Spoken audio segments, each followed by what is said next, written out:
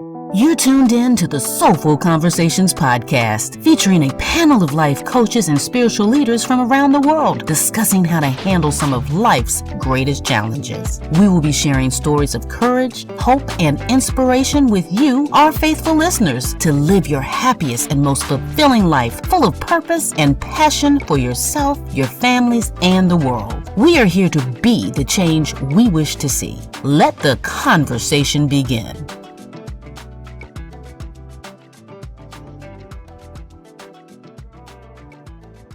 Portia Booker is in the house today, and I'm going to interrupt Dawn Airhart Witte to do the introduction of the Soulful Conversations podcast, where we talk about all things through the soul, all things great. And here we go. Back to you, Dawn. Oh my goodness. Thank you, Portia. Let a real professional do our intro today. Thank you for that. As Portia said, welcome to the Soulful Conversations podcast. We are thrilled that you are here today. This is our third episode.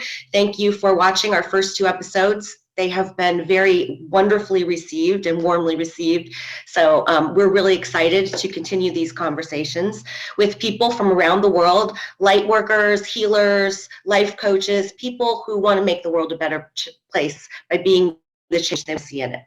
So today we're going to be talking about mental health and dealing with some of the things: anxiety, depression, worry, self-doubt, limiting beliefs. You know, we've all had experienced some of those in one form or another. So today we're going to be having a frank, candid discussion about that, and hopefully we will leave you with some inspiration and some ways to address these challenges when they come up in your own life. So I am going to let Stephanie go next, and then Portia, you can introduce yourself, tell us a little bit about yourself, and then Kunle, all the way from Nigeria, is going to round out this panel today. Steph. Hello, welcome everybody to Soulful Conversations. I'm so excited today because this is a very important topic that we're going to be discussing, and what greater guest than we have on today than Portia and Kunle. I'm so excited. I can't wait to hear what we all have to say, and welcome, and just join in. Oh, you don't got to tell me twice. Thank you, Stephanie and Dawn, for inviting me on. So for those of you who don't know me, I am Portia Booker, is known as Portia the producer. I'm the executive producer of Grew with Portia Talk radio show, established in 2019. After I dealt with my own mental health, I needed an outlet to really share my story and encourage other people to show them that having a mental health condition does not limit you from having a beautiful life. So that's what I'm here to do, is to provide hope, inspiration, and show you that your mental health is definitely your superpower. Thank you so much. Wow, so wonderful, so wonderful. My name is Kunle Pelemo. They call me KP, and whenever I am on any platform this way, I say KP in the building, and I am so glad to be in the building alongside Dawn and Stephanie and then Portia to discuss a topic near and dear to my heart, which is mental health, because absolutely this is one of the things I do in Nigeria, in Africa, and across the world entirely, creating mental health related conversation and suicide prevention and wellness generally, in order for everybody to understand how important and how vital it is to our overall well-being. 360 degrees wellness without mental health is nothing. And that's what we're in here today to talk about. Yes, I agree with that, Kunle. 365 for mental health. Yes. Thank you both so much. You know, I wanted to go to Stephanie to start this conversation off, because Stephanie, one podcast you did the other day, the Dr. Mom Show, which was amazing. Two of you are both, two of my favorite people. And you said a description about mental health and depression and things like that with the analogy you gave. Could you share that again? Because I thought that was so brilliant, the way you put that. Oh, thank you so much. Yes, I was just, most of the time when we go around and we are a little depressed or we're not feeling good, someone can ask, "Oh, how are you today?" And you'll say, "Oh, I'm fine." It's just that general answer that we give when sometimes we're really not. And what I was explaining on that is that, we look at these people and we can't tell, unless they tell us, we don't know. So the analogy that I give is that, if someone were to break a bone, break their arm, and they went to the hospital and it was put in a sling and they get the x-ray and everything. And then other people can look at you and tell that you have a broken arm, that there's something wrong. But when we have a mental illness or something's going on inside that we're not sharing with the world, it's not visibly seen. And so that was just the analogy that I was given, that, you know, we sometimes, if you see someone that you think is down or depressed, just ask them, hey, how are you doing today? Is there anything I can help you with? Let's talk. You know, because talking usually will bring it out, even if they're just in that I'm fine mode. Usually you, after talking with them a little bit, it'll come out. So that was just my analogy on, you know, being able to see when someone's physically injured versus that depression. I want to add to what Stephanie do. said, Dawn, because coming from somebody who's dealt with their own mental health for several years, I was that person who would just say, oh yeah, I'm fine, I'm good. I don't know if it's a woman thing, but I know that we're just so accustomed to saying we're all fine, we're fine, okay, fine and dandy, but really it's all about the tone. I used to say it in such a downward tone, but we're so accustomed to not looking or seeing. So most people wouldn't even pick that up. You just say, oh, I'm fine. And we just keep going. So I definitely agree with what Stephanie said, that when it comes to mental health, it's invisible. It really is invisible unless you take the time to really listen and say, oh, are you really fine? Like, do you want to talk about what's really going on? So it's really being intuitive, listening, and also opening yourself up for that vulnerability to help somebody. That's what I just wanted to add. Yeah, I think I might as well jump on that as well, because this is also one of the conversations that I do create with people as well. And absolutely spot on what Steph and Portia just spoke about. And one thing I just want to say as well is the fact that we need to take asking the question, how are you doing beyond mere mannerism? Because when we ask people, we already want to hear from them, you know, an answer that had also been programmed, which is, I'm fine. You know, we're not even asking because we care. And so that will also prevent some people or to give us the answer that has to do with what what they really are going through, what their current realities are. So if we ask empathetically, you ask because you care. You're not just asking because you want a response, because you want to hear I'm fine, which is just like, you know, the mannerism with everybody. Then we'll begin to now see whereby people will come up, open up, and talk about what they're going through the more. Yeah. We listen with the anticipation to talk most of the time. I gotta say that. Unfortunately, like you said, Kunle, we're just so programmed and conditioned to just give a generic response instead of really digesting what was said to us, like, oh, are you really fine? I mean, I'm thankful that I've built my self-awareness enough to when somebody just passes me a generic answer, I'm like, hold on, are you sure? Like, do you want to elaborate more on what's going on? And if they don't, I understand. But I'm taking that initiative because I'm genuinely concerned about you. It's not about me.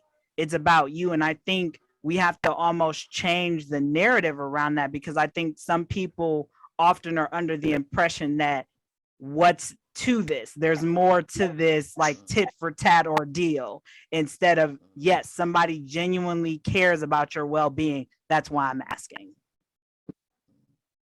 Sure. You know, I would like to throw in my first book, B, one of the quotes that I wrote was, when you ask somebody how they're doing, genuinely want to hear the answer. You know, it's not just a thing. They genuinely want to know how they are. And so this is, I feel like there's two sides of this conversation. One is being the person in your life that you can show up for as somebody, you know, when I'm not feeling well or something's going on in my life, Stephanie will always check in with me. Portia, you're that person. You know, we check in with each other, like, how are you doing today? And to have that person, so to be the person to show up as support for that person, for somebody going through something, and we all go through something at one time or another. And then being the person who's actually going through it and asking for the help and, you know, putting that out. How would you suggest, and I will say, as a friend, showing up and really just supporting your person and asking how they're feeling, generally wanting to know how they are, that's huge. But as the person who's suffering through it, How do you reach out for that help when you're not receiving it? Ooh, that's a good one, Dawn. And I can say from experience, when you're somebody who struggles mentally, you're battling that inner voice in your head of not reaching out. And I still to this day battle with that. Like my inner critic, which I've nicknamed Rump Rose to get a quick glance or a laugh out of it, tells me a lot. You don't need to reach out. Nobody's going to listen anyway. Nobody loves you. So really, it's you have to build your self-awareness enough, and you have to fight it every single day. So even if it's just texting somebody in your circle, right? We all have somebody who we confide in, like I've got you and Stephanie, and I have a plethora of other soul family that I reach out to when I'm really in that boat. And you have to really go against that. You have to put in the effort, even if it's hard, even if it's just sending a text message saying, hey, how are you doing? Hey, can you talk for a minute? Say something. You have to get it out of your system somehow. Even if you just take a piece of paper and write out one word, that has helped me a lot. And then also being aware of triggers. Like when you get a response back from somebody, for me, one of the biggest triggers that I don't like, and I tell people, I don't like it when people ask me what's wrong. I don't like it because instantly, like what Kunle had said, when we're programmed to think certain things, when you hear the word wrong, you start trying to look and see what is wrong with me. Is there really something wrong? So really, it puts you in a downward spiral right from the get-go. So noticing your triggers, going against what your mind is telling you, as hard as it is, and getting it out of your system through writing, through activity, something. So that's the best way I can elaborate on that. Yes, and just to go along with that, Portia, the awareness, that is what is so, so important. Because if we are feeling a little off or feeling down or depressed, and then we're not realizing that, hey, something's not right today. Something just doesn't feel right today in my person, in my soul. And then just like you said, being able to reach out to that person, having that one person and just tell that thought, I'm going to reach out because something's off today. And I just need somebody to lift me up or pick me up or just hear that other friend, and so that self-awareness and then being aware of our thoughts and what we are telling ourselves, because I believe that everything starts and ends with a thought in our mind. And if you're aware of that thought and you can catch it and say, no, not today, not today. I am good enough and I am going to speak my truth today. And just, stand on that and fight with yourself if you have to inside there. Beautiful. Kunle? Absolutely. I just want to add this, the fact that we also as individuals need to be willing to receive help. A lot of us, sometimes we feel we give and we give and we give. We do not position ourselves in that posture of receiving from people. And that's why we get sucked out that we until we are empty. I mean, a whole lot of people have had that mentality, creating that facade of, yeah, it's all good at all time. You're smiling, even though deep on the inside of you, there are a lot of things going wrong. I definitely subscribe to that that word that says asking for help is not a sign of weakness. We need to reprogram our mindset to know that it is not weak to speak. It is not weak to share what you're going through with people, no matter how strong you seem to be. So in those times, that will change and, reprogram your mind to really reposition yourself and position yourself to receiving help also whenever you are having your downtime. Yes, perfectly said. I agree. Courage is asking out. Definitely takes courage to ask out. Ooh, I know that all too well. I do. When it comes to asking for help, I struggled with that a long time because I was so ashamed of saying what I was going through. I mean, openly sharing with somebody that you hear voices in your head, they look at you like, hey, you need to be admitted. But it's normal. It is my normal when I hear that stuff. And it's up to me to either entertain that thought or figure out a way to get it out of my system, like what Stephanie said, catching it early. So for me, asking for help has been the most liberating thing. It has freed me from shame, guilt, and I'm openly sharing my story about what I have to help other people and encourage you to reach out for help, because it is out there. The only reason why we're ashamed is because we're silent. What gives shame power is silence. So why not open up, have other people hear you and really see what you're going through? It's nothing wrong with asking for help. Yes. I mean, breaking the stigma about, being able to ask for help is so important, because people feel like, well, if I do tell them that I'm a little suicidal or whatever that may be, people are going to judge me. And, just to have that safe place to go where you're not being judged and you can be heard and you can be seen. That's what we're here to do. That's what we're here to bring more of, is to let you know that it's okay. We all struggle on a, daily day basis sometimes, and it's okay. Please reach out. It's so important. Asking for help is definitely something that I've struggled with my whole life. But Kunle, I want to ask you this: do you think men have a more difficult time reaching out and asking for help when it comes to mental health issues? Yeah, absolutely.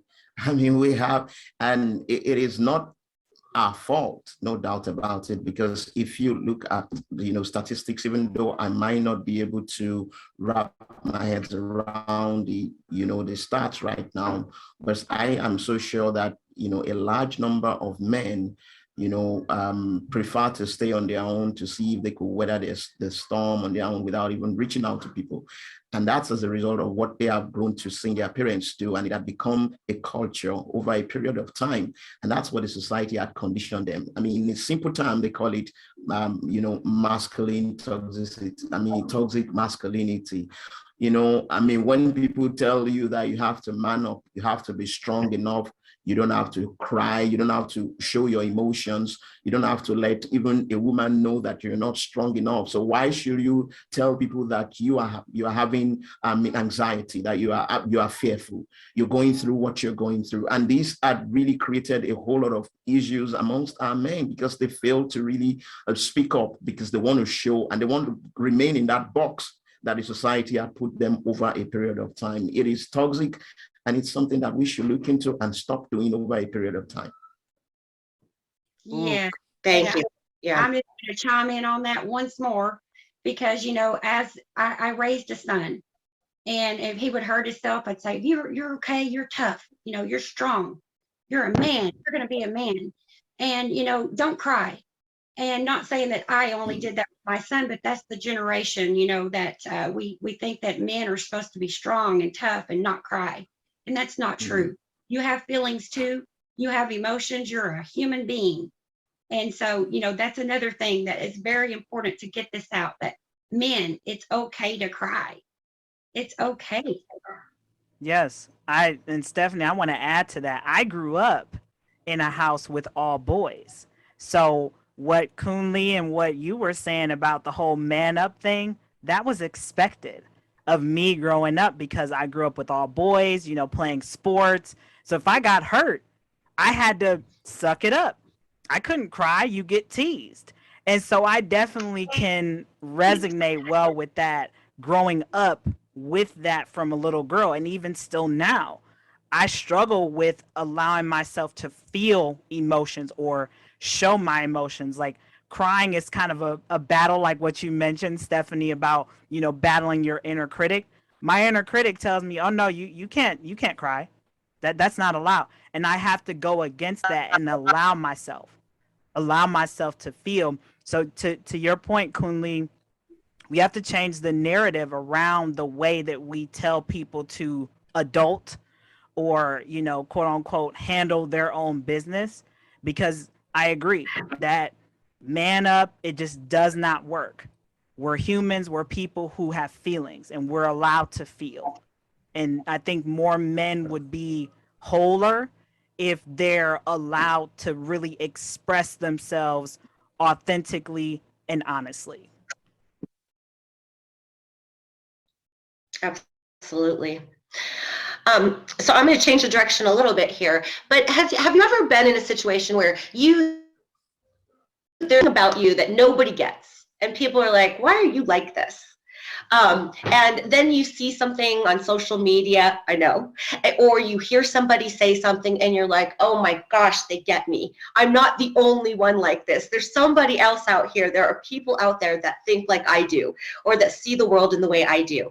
When you find those people, those are your tribe. So sometimes we go to people who are looking at us like that way instead of going to our tribe. And I think that that's like the support system we all need to find in our life, whether it's one person or two people or 100.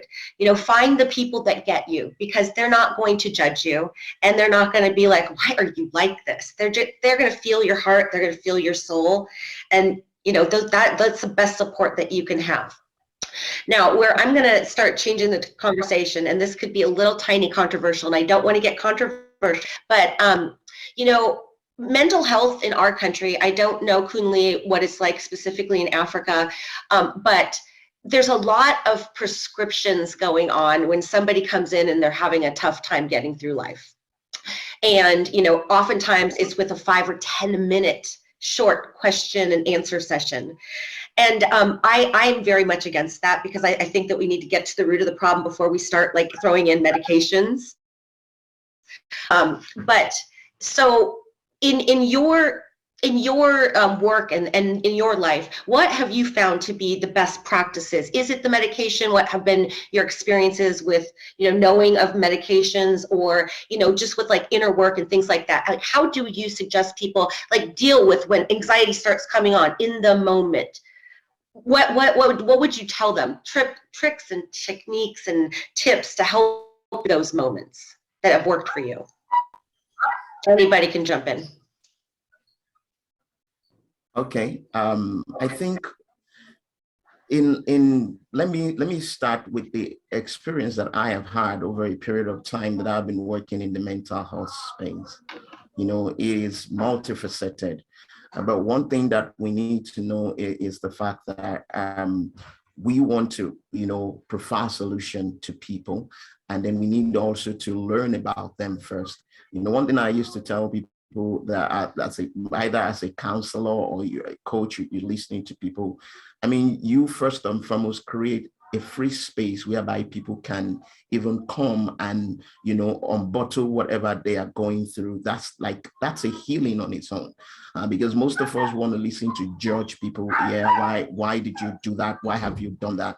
And then we compound the problem that those people are going through. Number one thing is to just create, you know, a free space. Some people, all they need is just a shoulder to cry on, just cry and cry and cry.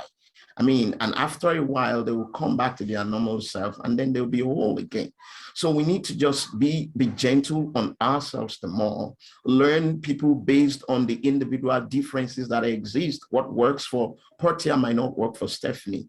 And that's why it's important that we don't really create a box around this particular thing. Let everybody feel their feelings, and let everybody know the fact that, yeah, your feelings are valid, and you have to also go through them as you do that. So, for example, in Africa now, over a period of time, we've associated mental health related issues to, you know, spiritism, or people who go through them are pushed into a secluded place. And some of them are just going through unnecessary suffering, because people feel like it's like the spirit world that are, you know, casting a spell on them, that they are going through what they're going through.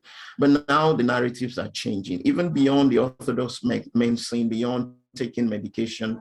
There are strategies of, it might just be you distressing your body after going through a whole lot of, stress on a daily basis. It might be periodical distressing your body that will just help you, and you don't even need any other thing. These are some of the things that we could get people exposed to in order to help them create a better support system for them as well. I agree, Kunle. I love what you just mentioned about the free space for people to just vent, be themselves. I think a lot of times when people don't trust, you know, when they've been, and I can say from experience, like I know I'm not going to get controversial here when it comes to medicine versus holistic, because I've done both.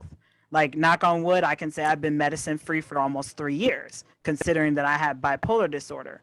But in the beginning, yes, I was one of those people who did take medication, a cocktail of them every single day. And what I found was that the medications for me would only allow me to feel every emotion to a percentage.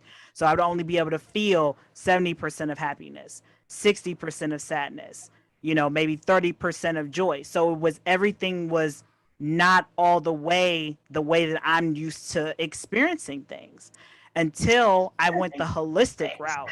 And now I'm able to fully feel. Now I'm able to fully experience life, versus when I did take medication. And I'm not saying, for people who do take medicine, go with what your prescriber recommends for you.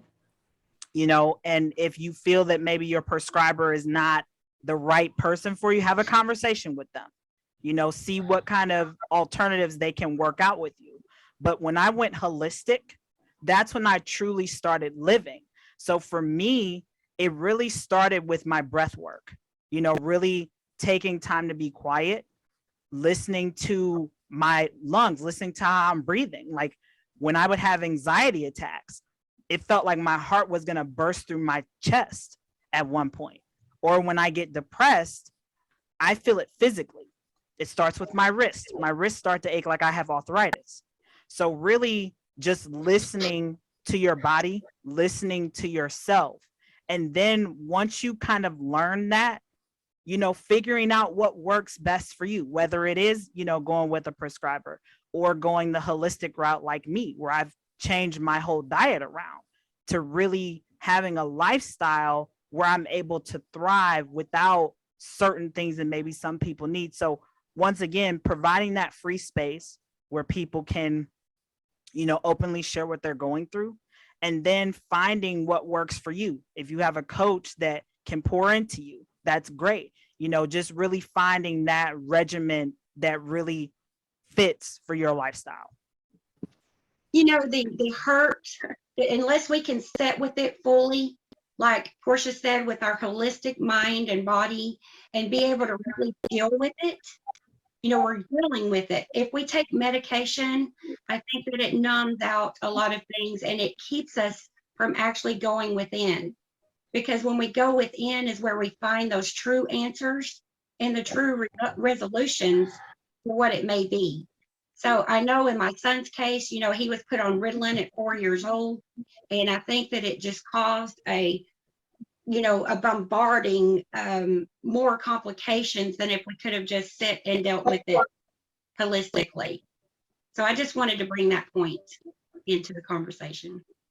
When it comes to medication, I think I described it to you, Stephanie, how I said medication, the way I see it, is it's like a shield with thorns on the inside, right? You're protecting everybody else on the outside from the angry outburst, from the depressed episodes, from, the late night phone calls, the erratic behavior. But internally, those thorns are stabbing you because the root is not being addressed. The root is not being healed. It's being masked by, this cocktail of medicine that keeps you stable. But how stable really are you, truthfully? If you're not able to feel and enjoy life. I mean, I've shared this openly on my show that I was just existing for 3 years of my life. For 36 months, I just existed. It's like that commercial that you see on YouTube for one of the medications. I can't remember which one it is, but it's for depression. And it shows the person who's red is the one who's struggling mentally. And they're amongst a whole community of blue people. So they're the only oddball. That's how I was for 3 years. Even when I was around people I loved, my family, everything, they couldn't understand that I was just there. I was not able to live. Really, I was just a corpse walking. So I can definitely agree that the approach needs to change when it comes to prescribing medication. I think there needs to be maybe a few visits to really get to the root, and maybe it can be alleviated with just some lifestyle changes potentially, and not just so much the shoving of a cocktail of medicine like what I went through. Yes. Absolutely. I mean, if I could just add to that as well. I mean, a lot of us are left the basics, and sometimes we want to complicate things. We want things to get complex. If we had not been giving, prescribed drugs, we might think it's not going to work that way. Most times what will definitely be the solution to our problems are not things that we don't know. It might be basic things, possibly because we don't do them, or possibly because we don't do them well. When the little things that we don't do aggravate, then it gets out of hand. A little, you not taking rest when you're supposed to, some self-care practices that we fail to do sometimes. We go up and down, and then we piled up stress in our body, and we fail to rest, and then we are getting some feedback somewhere, and then we run to the doctor, and then we feel, what we need is just medication over a period of time. Just a little tweak sometimes would create a massive change in our lifestyle, and take us to that point and that state where we desire in life generally. One more thing I just want to add into that, because if we go to the doctor and we are depressed and sad, we trust them. We want to be able to trust them that they're there to help us, to get through this. But I took my 16-year-old daughter to just a regular visit 2 months ago. And the nurse practitioner walks in, she introduces herself, we introduce ourselves. She automatically started off with 10 questions for my daughter. Do you feel anxious? Do you feel depressed? Do you feel like you've let your family down? It was just 10 questions regarding around how she felt. And honestly, I don't know a 16-year-old right now that would not say yes to most of those questions. And then her in turn was, well, I'm going to put you on Zoloft or this medication. Well, I come home and I did some research on this medication, and it literally changes your brain structure. The way our brains function, the drug changes that. And then I was told, well, if she starts this, she will not be able to come off the medicine on her own. And again, to me, that doesn't seem like that's the real resolution, even though the doctor, is prescribing this and saying that that's what she feels best. I have to then, as a parent, step back and not think that that's the greatest thing for my situation. Thank you for that, Stephanie. And Stephanie and I have had a lot of conversations about that. It's one of the things that I'm very passionate about, especially with children, because I feel like, children, we need to plant seeds of greatness within them and give them that safe space, like what we were talking about earlier. I think for a friend or for my children, I always want to provide that safe space where they know you can tell me anything, confide in me. This goes nowhere. It goes nowhere but here. And there's never a judgment. There's just love here for you. And if you can find somebody in your life that gives you that, that is worth so much. What Kunle was saying about self-care, I wanted to tag on to that really quick, because he said, give yourself permission for self-care. And a lot of times we'll say, okay, well, I'm going to rest today. I don't have to work today. I'm going to rest. But in our minds, we're going, but we still have to do the dishes. And he's over there, and we have to go to the grocery store, and we have to do this. So even though we're resting, we're not giving ourselves permission to fully let go and say, I'm going to give myself permission to emotionally, mentally relax too and rest. So I wanted to add on to that. And then Portia, you mentioned breath work. And I think this is something that I've recently started learning a little bit about. And I've tried it like certain times where you start feeling, a little bit of anxiety, a little bit of nervousness. I've heard you can take three short from your nose and then a slow, long breath out. And that really re-engages your parasympathetic nervous system, and you literally will feel calmer. Are there other techniques that you have learned that have worked for you in the moment when you're going through it? Yeah. Yes. So I'm glad you brought that up. And I've tried the method that you mentioned, and it does work. But for me, I don't always think of that one right off the bat. For me, I do what's called a simple grounding meditation for 5 minutes. I do it twice a day. So the first thing I do is I place my hand over my heart, my right hand over my heart, my left hand underneath my belly button, and I close my eyes, and I take a deep breath in and deep breath out. And I set my timer too for 5 minutes. And the first thing I do is I listen, I let my ears pick up every sound in the room. So that way, when I come back to myself, the only thing I'm focused in on is my breathing, my in and out breathing. And then I feel my lungs start to expand. So then once I'm done, once that timer is over with in the 5 minutes, I have more focus, I have more clarity. And that anxiety, depression, whatever it was that I took a minute to address, it's been alleviated. So I can get things done. And to your point, Dawn, about self-care, I just want to say, I think for people who have some type of mental wellness challenge, whether it's anxiety, depression, bipolar, schizophrenia, self-care daily is a must. And it doesn't have to be anything extravagant of get your nails done or getting a massage. For me, I take long drives. I take an hour-long drive. I'm listening to my music, letting my mind just be free. Even walks in nature. I take 9 walks a day with my dog. And obviously podcasting. Podcasting, as much as I love doing it, I do it often. I have my own show and I release 3 episodes a week. It can become addicting. It can. But for me, it's my saving grace. It picks me back up when I'm really struggling with depression because it forces me back into the present moment. And that's for a whole nother conversation for another day about being present. But just incorporating self-care every single day. And if it's really a rough day, do it multiple times a day and give yourself permission. I struggled with giving myself permission to just do nothing because we're so accustomed, like going back to what Kunle said about being programmed.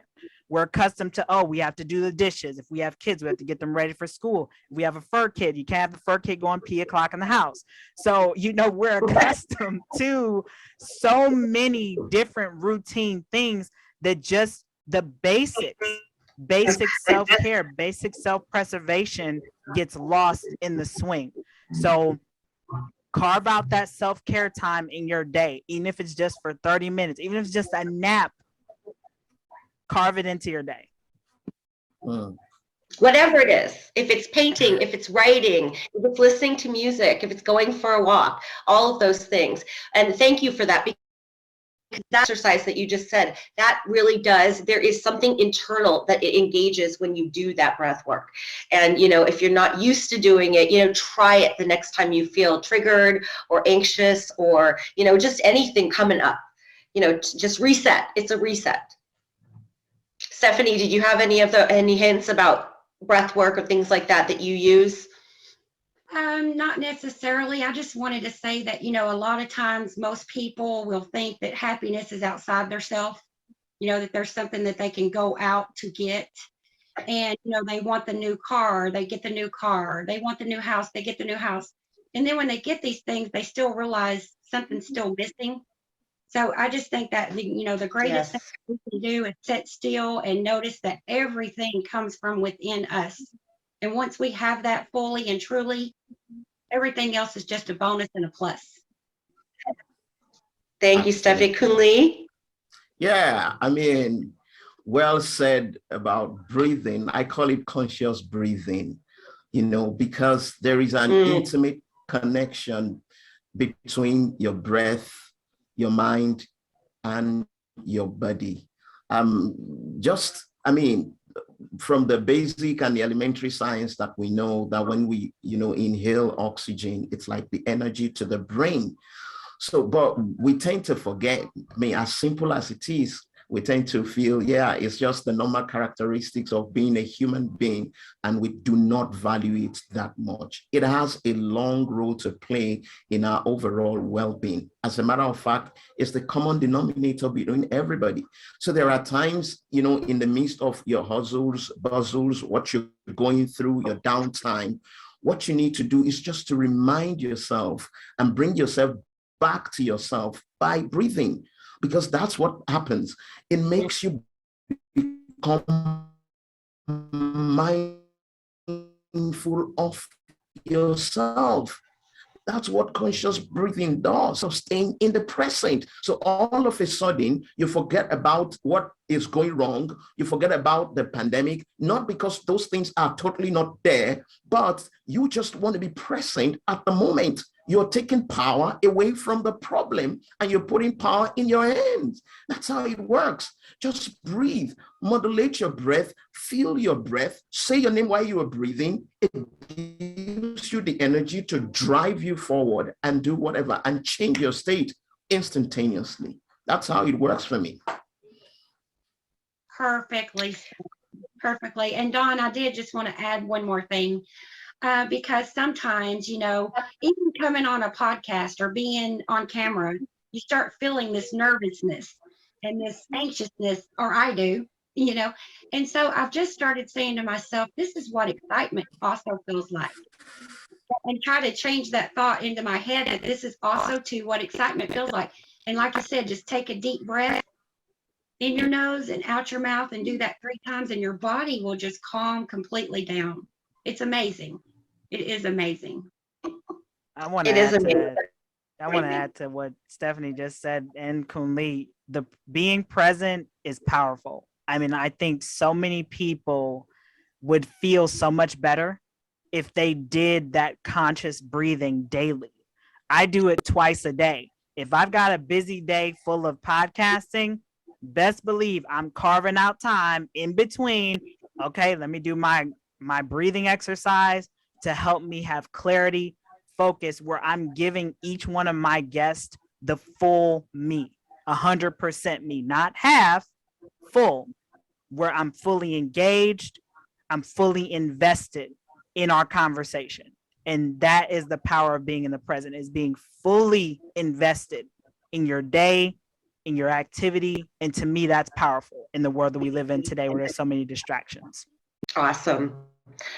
This is, I know we could probably speak on this for days, but I wanted everybody to kind of like sum up, a final thought for the end of this. But I did want to say, I know that we all go through challenges and situations.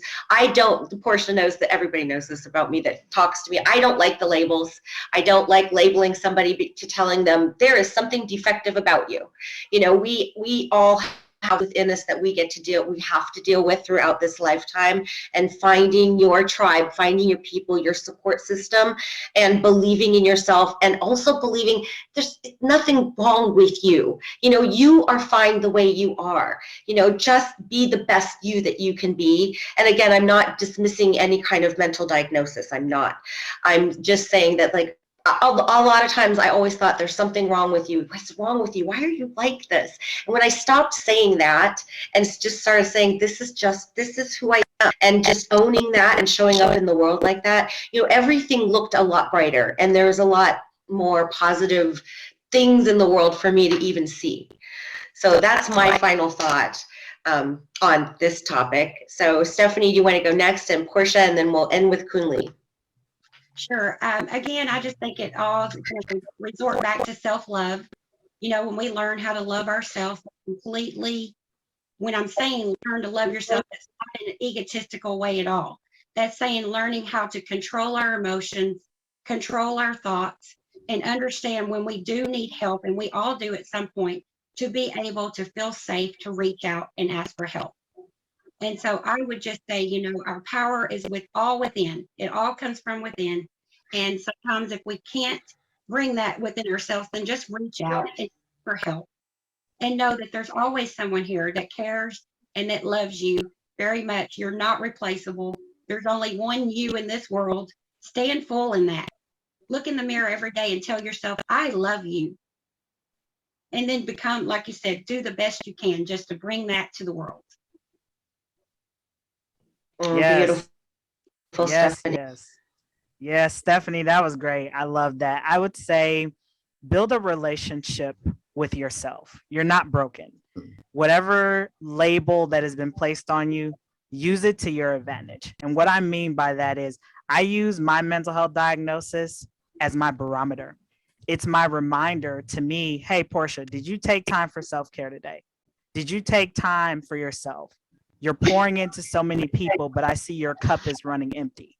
How are you replenishing yourself? So really doing that conscious breathing, like what we've mentioned, building that relationship within yourself in order to build your self-awareness. Because to me, a self-aware person is a full person, is a whole person. You're able to not only provide for yourself, but you're able to give to other people. So really practice that breath work, really invest in yourself, and know that you're not alone in the journey. There's nothing wrong with you. You're perfectly fine the way you were tailored. And that's why we have people here to help remind us of how great we are and how great we're supposed to be. Wow. Beautiful, Portia. Very beautiful, very, very beautiful, Portia and Stephanie. I mean, what do I want to say now? Just to let people know, when we talk about mental health and staying mentally healthy, I want to just reiterate the fact that mental health is just a state of well-being. And for, one thing that is so valued about a state is the fact that it's attained. So that means sometimes you can drift away from it.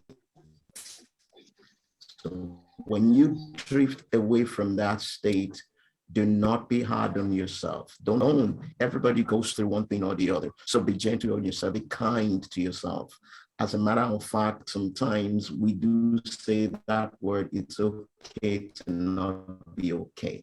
It's okay to not want to answer that call. It's okay to just be in your feeling, to just want to be alone. It's okay through what you're going through, because it's a state. All you need to do will just revolve around what we've been saying here.